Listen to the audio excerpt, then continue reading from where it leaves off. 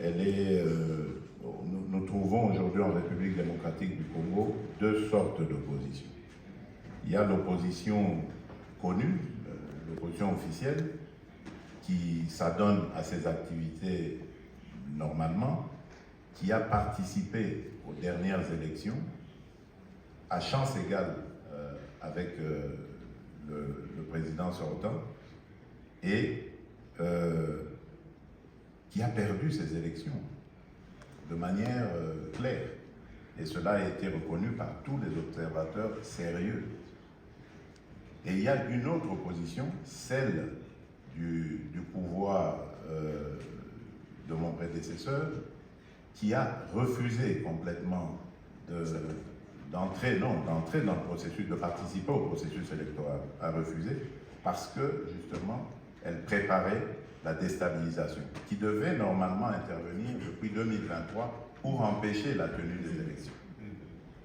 Mais comme ils n'ont pas réussi à le faire, donc les élections ont quand même eu lieu et c'est maintenant qu'ils trouvent le moyen de se rallier au Rwanda et à ce M23 et AFC pour nous faire la guerre et déstabiliser le pays. Donc ce sont ces deux oppositions-là. Alors, lorsque vous demandez si ils ont, comment vous avez dit ça, une sorte d'influence sur les choses, bien sûr, puisqu'ils ont une capacité de nuisance, ils l'ont démontré en s'alliant au Rwanda et en déstabilisant le pays. Mais moi, mon rôle, c'est de mettre tout le monde devant ses responsabilités. L'histoire nous jugera. Parce que ceux qui sont victimes aujourd'hui de ces dérapages, j'allais dire, de l'opposition, ce sont des Congolais. Et ces Congolais-là jugeront ces gens. Un jour, ils sauront qui a fait quoi. Je le dis ici, la démocratie dans notre pays ne s'est jamais aussi bien comportée que sous ma présidence. Dans ce pays-là, quand nous étions dans l'opposition, les opposants étaient assassinés. On entrait, le pouvoir envoyait des hordes de policiers, de militaires dans les églises pour abattre des opposants. Les manifestations étaient interdites. À chaque fois qu'il y avait des manifestations, on devait dénombrer des morts. Aujourd'hui, ça n'existe plus. Toutes les manifestations se passent sans encombre. Les droits et les libertés sont respectés. Bien entendu, les dérapages sont sanctionnés parce qu'il ne faut pas confondre opposition et anarchie. Donc, ceux qui font de l'anarchie, ils sont convoqués au tribunal et vont se justifier.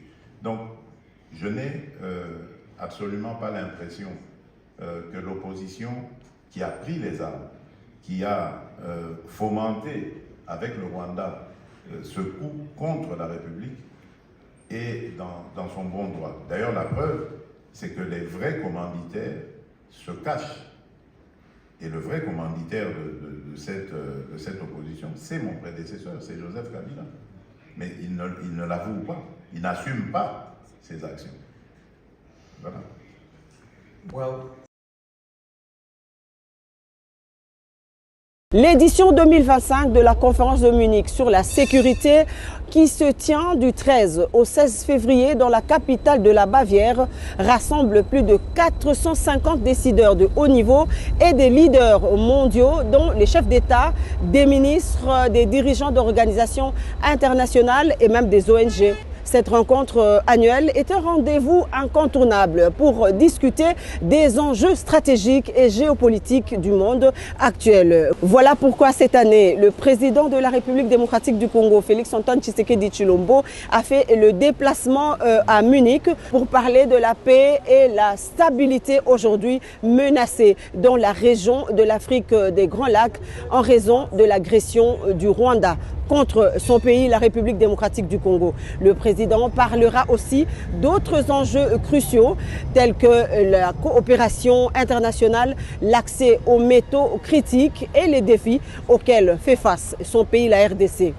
La présence du chef de l'État congolais à Munich souligne l'importance stratégique de la RDC aux yeux de la communauté internationale. Et comme le chef de l'État l'a déjà dit, on ne peut pas parler et décider sur le Congo sans les Congolais. Le président Félix-Antoine Tshisekedi Tshilombo va donc plaider ici pour une plus grande implication de cette communauté internationale dans la résolution des conflits armés et face à l'instabilité endémique dans la région. En marge de ce grand forum sur la sécurité, il est prévu des rencontres en bilatéral de haut niveau avec plusieurs de ses homologues chefs d'État présents ici à Munich. Le président de la République, Félix-Antoine Tshisekedi Tshilombo, va aussi participer à des réunions stratégiques à huis clos avec d'autres décideurs mondiaux. Depuis Munich, Blandine Zovo, Faustin Massola, Serge Mwanza et Antatina pour la cellule de communication du chef de l'État.